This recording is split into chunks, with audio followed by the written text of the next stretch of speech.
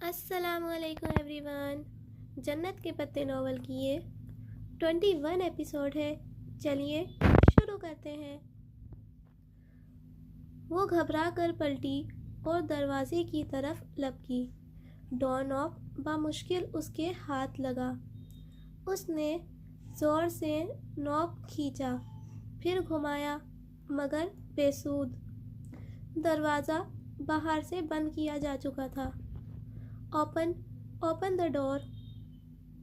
وہ دونوں ہتھیلیوں سے لکڑی کا دروازہ پیٹنے لگی.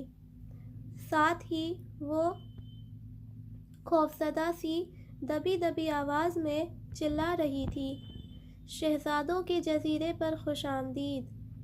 کسی نے بہت دھیرے سے اس کے عقب میں کہا. شہزادوں کے جزیرے پر خوش آمدید، کسی نے بہت آہستہ سے اس کے عقب میں کہا، اور وہ کرنٹ کھا کر پلٹی.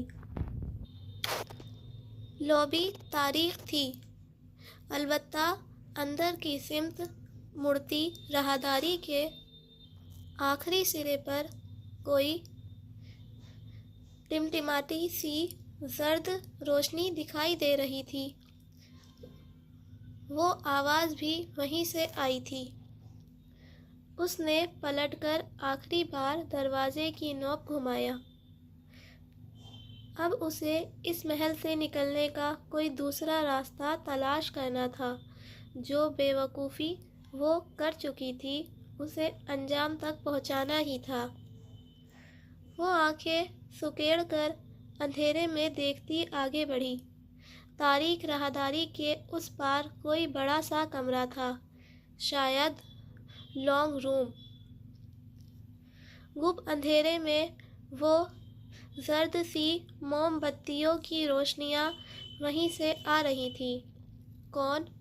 اس نے چونکنے والے انداز میں پکارا. وہ لانگ روم کی چوکھٹ پہ آن کھڑی ہوئی، اور کسی کو خوش آمدید کہنے والی عورت وہی سامنے ہی تھی، لمبے اسکرٹ اور سویٹر میں ملبوس، اسکارف چہرے کے گرد لپیٹے. وہ جھریوں زدہ چہرے والی ایک معمر خاتون تھی. وہ لانگ روم کے دوسرے سرے پر کھڑی، ہاتھ میں پکڑی موم بتی سے اسٹینڈ پر رکھی موم بتیاں جلا رہی تھی. ایک ایک کر کے سرد پڑی موم بتیاں جلنے لگی تھیں. آ جاؤ، اندر آ جاؤ. لمبی موم بتی سے اوپر نیچے اٹکی موم بتیاں جلاتے ہوئے انہوں نے اسی نرمی سے کہا تھا. وہ اپنی جگہ سے نہیں ہلی، بس بنا پلک جھپکے اس پرتعیش لانگ روم کے وسط میں رکھی میز کو دیکھے گئی، جس پہ رکھا سنہری ستاروں والا کلچ موم بتیوں کی ہلکی زرد روشنی میں چمک رہا تھا. یہ تمہارا پرس ہے، تم اسے لے سکتی ہو. اگر مجھے یقین ہوتا کہ تم میرے پاس صرف میرے بلاوے پہ آ جاؤ گی تو میں اس بچے کو نہ بھجواتی. اسے معاف کر دینا اس کی مجبوری تھی. آؤ بیٹھ جاؤ، کھڑی کیوں ہو؟ وہ ہاتھ میں پکڑی موم بتی لیے اب سامنے رکھی ڈائننگ ٹیبل کی طرف بڑھ گئی. وہاں بھی ایک بڑا سا کینڈل اسٹینڈ نظر آ رہا تھا. اس کے اوپر جگہ جگہ موم بتیاں سیدھی کھڑی تھیں. وہ ایک ایک کر کے ان موم بتیوں کو بھی روشن کرنے لگی. حیا کسی معمول کی طرح چلتی ہوئی آگے بڑھی اور بڑے صوفے کے کنارے کی نشست پر جا ٹکی. اس کی نگاہیں ابھی تک قریب رکھی میز پر دھرے اپنے سنہری کلچ پر تھی. کچھ کھاؤ گی؟ اس نے ہولے سے نفی میں سر ہلایا۔ بہت ساری ہمت مجتمع کر کے وہ بامشکل کہہ پائی، آپ نے مجھے یہاں کس لیے بلایا ہے؟ مجھے تم سے کچھ پوچھنا ہے اور تمہیں کچھ بتانا ہے۔ عبدالرحمن آج صبح کی فلائٹ سے انڈیا چلا گیا ہے، مگر جاتے جاتے اس نے یہ کام میرے ذمے لگا دیا تھا۔ وہ اب اس کی جانب پشت کیے آخری موم بتی جلا رہی تھی۔ وہ عبدالرحمن کے نام پہ حیران نہیں ہوئی۔ اس نے دوپہر میں ہی اس گھر کے باہر گیٹ پہ لگی تختی دیکھ لی تھی۔ اس کے باوجود جب وہ بچہ اس گھر میں داخل ہوا تب وہ بھی پیچھے چلی گئی۔ وہ صرف اپنے پرس کے لیے آئی تھی یا کسی معاملے کے حل کے لیے؟ وہ کسی نتیجے پہ پہنچنے سے قاصر تھی۔ آپ کا عبدالرحمن پاشا سے کیا رشتہ ہے؟ وہ بولی تو اس کی آواز زرد روشنی کی مانند مدھم تھی۔ آہستہ آہستہ اس کا خوف زائل ہو رہا تھا۔ میں عبدالرحمن کی ماں ہوں۔ انہوں نے ہاتھ میں پکڑی موم بتی میز پر رکھی اور انگلی کی پوروں پہ لگی موم کھرچی، پھر پلٹ کر اس کی طرف آئیں۔ عبدالرحمن نے تمہیں ملنے کا کہا تھا، لیکن جب تم نے انکار کیا تو بھلے وہ ہاتھوں اور دامن کا صاف نہ ہو، دل کا اتنا صاف ہے کہ وہ رکا نہیں۔ دل کا اتنا صاف ہے کہ وہ رکا نہیں۔ البتہ جاتے جاتے اس نے میرے ذمے یہ کام لگایا تھا کہ میں تم سے مل لوں اور تمہیں ان سوالوں کے جواب دے دوں جو تمہارے ذہن میں کلبلاتے رہتے ہیں۔ وہ دم سادے خاموشی سے اس معمر عورت کو دیکھے گئی جو ٹھہر ٹھہر کر بول رہی تھی۔ ان دونوں کے درمیان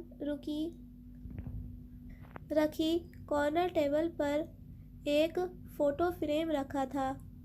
اس میں دو چہرے مسکرا رہے تھے، ایک وہی معمر خاتون اور دوسرا اس کے ساتھ ایک 35-36 سال یا برس کا مرد، جس کے بال گھنگریالے اور لمبے تھے۔ آنکھوں پہ موٹے فریم کا چشمہ تھا، چہرے پہ چھوٹی سی داڑھی جس میں جگہ جگہ سفید بال جھلکتے تھے۔ نہایت گہری سانولی رنگت کا وہ شخص بہت ہی عام سا قبول صورت مرد تھا۔ اس سے پہلے کہ میں کچھ بتاؤں، تم اگر کچھ پوچھنا چاہتی ہو تو پوچھ لو۔ حیا نے فوٹو فریم سے نگاہ ہٹا کر ان کو دیکھا، جو مسکراتی پرشفقت نگاہوں سے اسے دیکھ رہی تھیں۔ وہ دروازہ بند ہونے پر ڈر گئی تھی، مگر اب اس ڈر کا شعبہ تک نہیں تھا۔ عبدالرحمن پاشا مجھے پھول کیوں بھیجتا ہے؟ سفید پھول، جو شاید دشمنی کی علامت ہوتے ہیں۔ اس کے سوال پہ وہ ہولے سے مسکرائی۔ ہر شخص کا اپنا ایک انداز ہوتا ہے۔ شاید وہ اس طرح پھول اس لیے بھیجتا ہے تاکہ تمہیں چونکائے، تمہاری توجہ حاصل کرے۔ مگر وہ مجھے کیسے جانتا ہے؟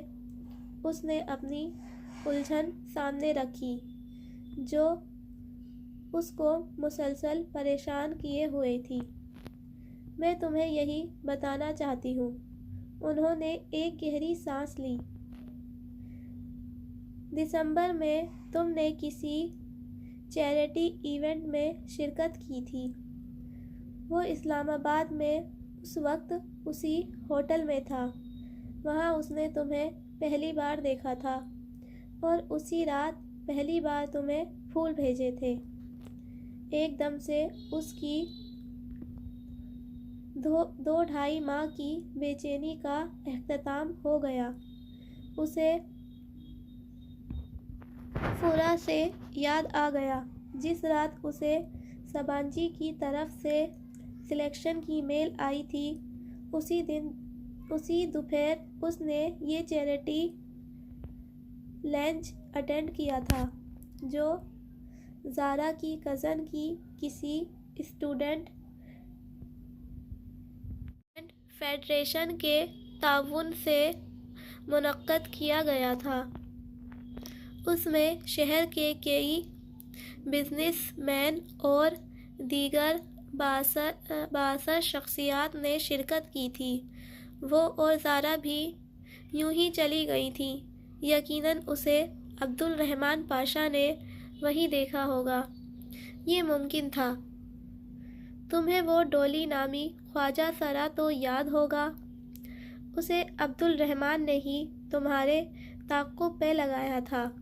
ڈولی اس کے آبائی گھر کا پرانا خادم ہے، برسوں سے ہمارے ساتھ ہے اور وہ صرف تمہاری مدد کے لیے تمہارے پیچھے آتا تھا۔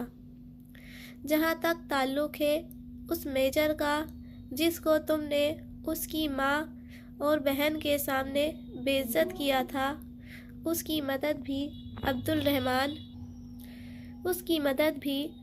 الرحمن نے تمہاری ویڈیو ہٹوانے کے لیے ہی کی تھی۔ اس کی مدد بھی عبد الرحمن نے تمہاری ویڈیو ہٹوانے کے لیے کی تھی۔ یہ الگ بات ہے کہ اس وقت عبد الرحمن اس بات سے لاعلم تھا کہ وہ میجر کرنل گیلانی کا بیٹا ہے۔ کرنل گیلانی جانتی ہو کون ہے؟ اس نے دھیرے سے نفی میں سر ہلایا۔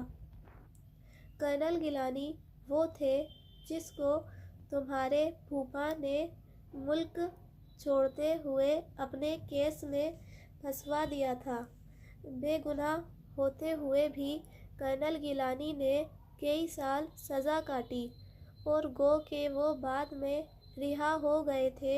انہوں نے قید کی صعوبتوں میں لگنے والی بیماریوں کے ہاتھوں زندگی ہار دی۔ اس میجر کی شادی ہونے والی ہے۔ اس نے تمہیں صرف اپنے کسی ذاتی منصوبے کے لیے پھنسانا چاہا تھا، مگر تم بے فکر رہو، وہ اب تمہیں تنگ نہیں کرے گا۔ تو یہ تھا سارا کھیل۔ ایک بااثر شخص کے اپنی محبت کو پا لینے کے لیے استعمال کردہ کچھ مہروں کی کہانی۔ ساری گتھیاں سلجھ گئی تھیں۔ اب آپ مجھ سے کیا چاہتی ہیں؟ وہ ذرا سرد لہجے میں بولی۔ تم یہ گھر دیکھ رہی ہو؟ بیوق ادا میں اس وقت بجلی کا کوئی پول مرمت کے باعث کام نہیں کر رہا، سو اس علاقے میں بجلی بند ہے، ورنہ جس گھر میں تم بیٹھی ہو وہ بیوق ادا کا سب سے خوبصورت، سب سے عالیشان محل ہے۔ یہ دولت، یہ شان و شوکت، یہ طاقت، یہ سب کچھ، اور ایک ایسا شخص جو تم سے واقعتاً محبت کرتا ہے، یہ سب تمہارا ہو سکتا ہے اگر تم اسے قبول کر لو، اگر تم عبد الرحمن سے شادی کر لو۔ میں نے یہی کہنے کے لیے تمہیں ادھر بلایا ہے۔ حیا نے ایک گہری سانس اندر کھینچی۔ آپ کو پتہ ہے جب کوئی شخص کسی عورت کو اذیت دیتا ہے اور اس کی بے عزتی کا باعث بنتا ہے تو کیا ہوتا ہے؟ وہ عورت اس کی عزت کرنا چھوڑ دیتی ہے۔ میں نے بھی عبد الرحمن پاشا کی عزت کرنا چھوڑ دی ہے۔ میں شادی شدہ ہوں، اس لیے میرا جواب صرف انکار ہے۔ کیا ہے؟ اس ایک معمولی سے ریسٹورنٹ اونر کے پاس جو عبد الرحمن کے پاس نہیں ہے، وہ ذرا حیران ہوئی تھی۔ اس کے پاس حیا سلیمان ہے اور عبد الرحمن پاشا کے پاس حیا سلیمان نہیں ہے۔ وہ بہت استحاضہ سے چبا چبا کر بولی تھی۔ وہ خاتون لاجواب سی خاموش ہو گئی۔ اور اگر وہ نہ رہے تب بھی تمہارا جواب انکار ہی ہوگا؟ وہ ایک دم اندر تک کانپ گئی۔ یہ دھمکی ہے؟ نہیں، محض ایک سوال۔ میرا جواب پھر بھی انکار ہوگا۔ ٹھیک ہے، پھر تم بے فکر ہو جاؤ۔ عبد الرحمن زبردستی کا قائل نہیں ہے، نہ وہ عشق میں جوگ لینے والا شخص ہے۔ وہ آج کے بعد نہ تمہیں فون کرے گا، نہ تمہارا پیچھا کروائے گا، نہ ہی تمہارے راستے میں آئے گا۔ ویسے بھی وہ 2-2.5 ماہ سے قبل انڈیا سے واپس نہیں آئے گا، اور اس کے آنے تک تم جا چکی ہوگی۔ اس نے مجھ سے کہا تھا کہ اگر تمہارا جواب انکار میں ہو تو میں تمہیں اس چیز کی گارنٹی دے دوں کہ وہ تمہیں اب کبھی پریشان نہیں کرے گا۔ تم جا سکتی ہو۔ آخری فیری 8 بجے نکلے گی۔ اگر تم چاہو تو ٹکٹ کے پیسے۔ بہت شکریہ، میرے پاس پیسے ہیں۔ اس نے اپنا کلچ اٹھایا اور تیزی سے اٹھی۔ سنو، تم اچھی لڑکی ہو۔ کبھی دوبارہ بیوقدہ آنا ہو تو ادھر ضرور آنا۔ مجھے تم سے مل کر خوشی ہوگی، مگر مجھے نہیں ہوگی۔ وہ واپس پلٹ گئی۔ نیم تاریک راہداری کے دوسرے سرے پہ بنے دروازے کا لوک اس نے گھمایا تو کھل گیا۔ وہ دروازہ کھول کر باہر آ گئی۔ پتھر بن جانے کے خوف سے اس نے پیچھے مڑ کر نہیں دیکھا۔ باہر شام کی نیلگوں روشنی ڈوب رہی تھی۔ ہر سو اندھیرا چھانے لگا تھا۔ وہ دروازہ بند کر کے آگے روشنی میں آئی۔ اسی پل باہر سے کسی نے سفید گیٹ کھولا۔ نیم اندھیرے میں بھی اسے وہ دونوں صاف نظر آ رہی تھی۔ وہ ترک میں باتیں کرتی، ہاتھ میں ہاتھ ڈالے چل رہی تھی۔ وہی گہرے جامنی فراق والی بچی اور بھورے اسکارف والی بڑی لڑکی جس کے بازو میں جنگلی پھولوں سے بھری ٹوکری تھی۔ وہ مگن سی بچی کا ہاتھ تھامے چلی آ رہی تھی۔ اسے سامنے سے آتا دیکھ کر ٹھٹک کر رکی۔ حیا تیز قدموں سے آگے بڑھ گئی۔ بھورے اسکارف والی لڑکی رک کر گردن موڑے اسے جاتے دیکھے گئی۔ بچی نے اسے جھنجھوڑا تو وہ چونکی، پھر سر جھٹک کر اندر کی طرف جاتے آبنوسی دروازے کی جانب بڑھ گئی۔ حیا تیز تیز قدم اٹھاتے ہوئے سڑک کے کنارے چل رہی تھی۔ سمندر کی طرف سے آتی ہوا مزید سرد ہو چکی تھی۔ نیلگوں سیاہ پڑتی شام دم توڑ رہی تھی۔ جب تک وہ واپس بندرگاہ پر پہنچی، شام اندھیرے میں بدل چکی تھی۔ تاریک رات، ویران سمندر، پراسرار جزیرہ۔ اس کا دل چاہ رہا تھا کہ کوئی محفوظ جگہ ملے تو وہ پھوٹ کر رو دے۔ ابھی تو وہ رونے کی ہمت بھی نہیں کر پا رہی تھی۔ رات کی فیری کتنے بجے آئے گی؟ اس نے ٹکٹ کی کھڑکی سے جھانکتے آفیسر سے پوچھا۔ اس کا موبائل جیحان ساتھ لایا تھا، مگر وہ واپس نہیں لے سکی تھی، اور جیحان اور ڈی جے کے موبائل نمبر اسے زبانی یاد نہیں تھے۔ ورنہ کہیں سے کال کر لیتی۔ وہ چلے گئے ہوں گے اور پریشان ہوں گے، وہ اندازہ کر سکتی تھی۔ 8 بجے ٹکٹ چیکر نے جواب دیتے ہوئے بغور اسے دیکھا، پھر ساتھ رکھا کاغذ اٹھا کر دیکھا۔ آر یو حیا سلیمان، پاکستان ٹورسٹ؟ اس نے کہنے کے ساتھ وہ پرنٹ آؤٹ اس کے سامنے کیا جس میں اس کی اور ڈی جے کی آج دوپہر کی کھینچی تصویر پرنٹ کی گئی تھی۔ یس آئی ایم۔ میری فیری نکل گئی تھی۔ کیا میرے فرینڈز ادھر ہی ہیں؟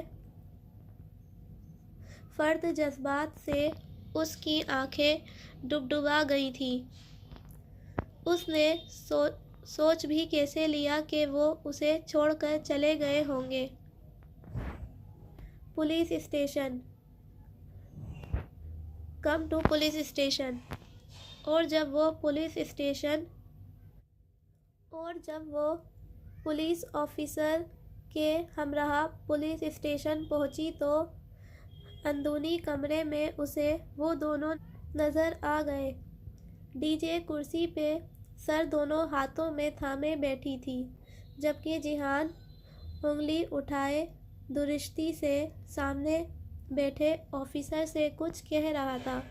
آفیسر جواباً نفی میں سر ہلاتے ہوئے کچھ کہنے کی صحیح کر رہے تھے، مگر وہ نہیں سن رہا تھا۔ چوکھٹ پہ آہٹ ہوئی تو وہ بولتے بولتے رکا اور گردن موڑی۔ وہ بھیگی آنکھوں سے دروازے میں کھڑی تھی۔ اس کی اٹھی انگلی نیچے گر گئی، لب بھیج گئے۔ ایک دم ہی وہ کرسی کے پیچھے سے نکل کر اس کی جانب آیا۔ کدھر تھی تم؟ اس کی آنکھوں سے آنسو ٹپ ٹپ گرنے لگے۔ میں کھو گئی تھی۔ وہ بچہ میرا پرس لے کر بھاگا تھا تو آدھے بیوق ادا نے تمہیں اس کے پیچھے بھاگتے دیکھا۔ عقل نام کی چیز ہے بھی تم میں یا نہیں؟ ایک پرس کے لیے تم اس کے پیچھے بھاگی؟ فیری چھوٹ جائے گی یا وہ تمہیں کوئی نقصان نہ پہنچا دے، تمہیں اس بات کا کوئی خیال تھا؟ وہ غصے سے چلایا۔ کیوں نہ بھاگتی میں اس کے پیچھے؟ پرس میں میرا پاسپورٹ تھا، سمانجی کا کارڈ تھا۔ بعد میں پریشانی ہوتی کہ اور جو پریشانی ہمیں ہوئی ہے وہ ہم اس 1.5 گھنٹے میں پاگلوں کی طرح پورے جزیرے پہ ڈھونڈ رہے تھے۔ جانتی ہو ہماری کیا حالت تھی؟ ڈی جے جو اس کے چلانے کے باعث رک گئی تھی، اب آگے بڑھی اور اس کے گلے لگ گئی۔